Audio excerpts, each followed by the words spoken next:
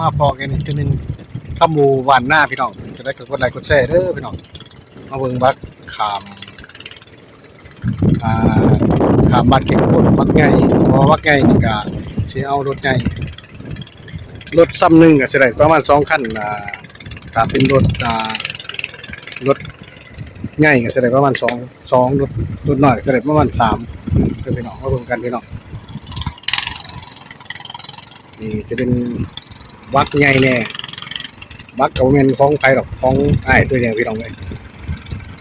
กันก็สิขามซูเปอร์ก็ลงทุนหลายเติบแล้วพี่น้องครับ600,000 บาทก็สิได้บักมาขนาดนี้พี่น้องเอ้ยชีวิตบ้านหน้า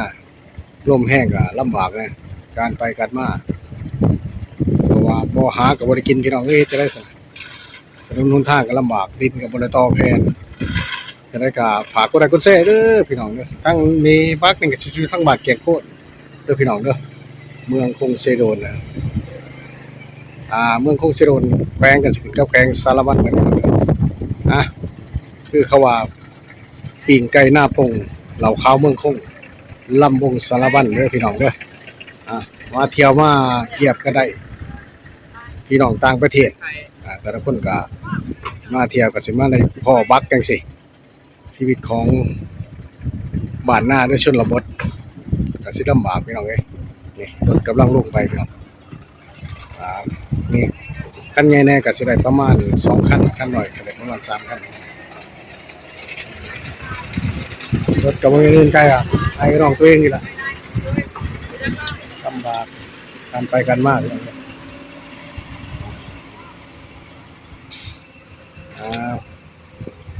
คลิปนี้ก็ผู้สนับสนุนก็ขอมุกขอบใจที่สนับสนุนกดไลค์กดแชร์ให้คำบูบาน่าได้ทำคลิปต่อไปพี่น้องเลยตอนนี้กำลัง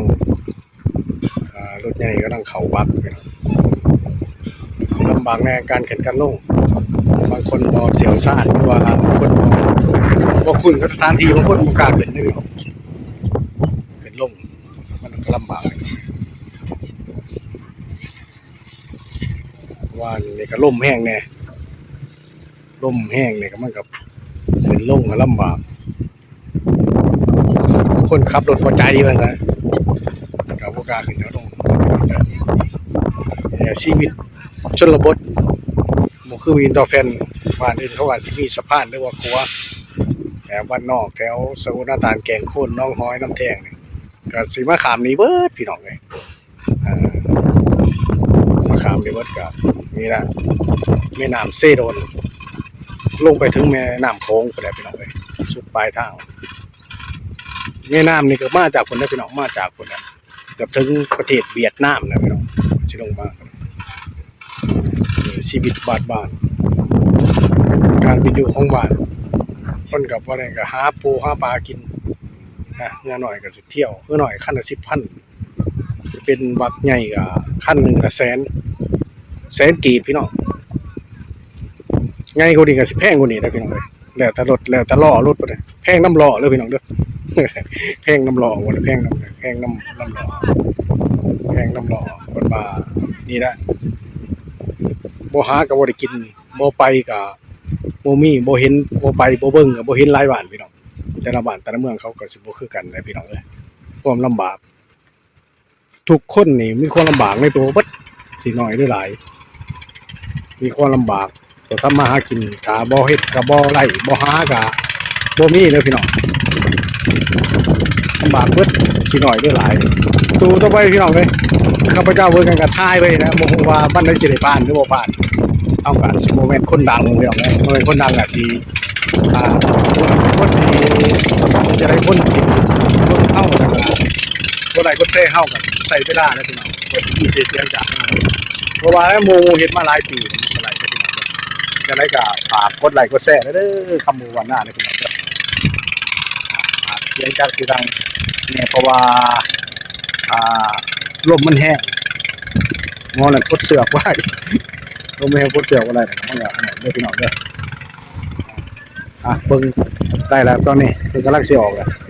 โอ้ บ่ลงแห้งเลยใส่เพิ่มก็ใส่จัก2ตัวแล้วพี่น้องตัวเดียวบ่มันบ่ขึ้นเพราะว่าน้ำหนักของน้ำหนักของเรือรถใส่2คันแล้วก็ร่วมกับแห้งนี่ใส่2ตัวเดียวบ่รอดมาเบิ่งว่าเป็นจังไดก็ลำบากว่าสิได้เงินหมู่กันว่าจังซั่นน่ะตามลูกเพิ่นว่าสิได้งูใส่เวลาลำบากหลายลมแห้งสิโอ้หนักว่ะเปลืองน้ำมันสิเปลืองหลายยังพวกนี้ก็ลงทุน 4-5 แสนบาท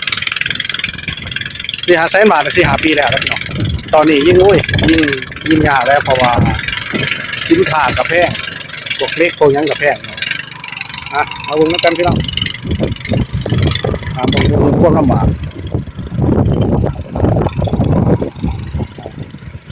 ได้ว่าสิได้เงินโมสาหัสกันพี่น้องเลยมาคลิปนี้ก็กดไลค์กดแชร์เด้อพี่น้องบอกไปคำบูวานหน้า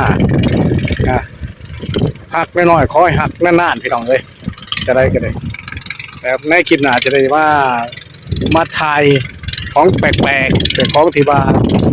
บางคนบ่เคยเห็นก็สิได้หามาให้เบิ่งให้แย่งเลยพี่น้องเด้อคลิปนี้ก็พอสำนี้แหละพี่น้องคำบาสบายดี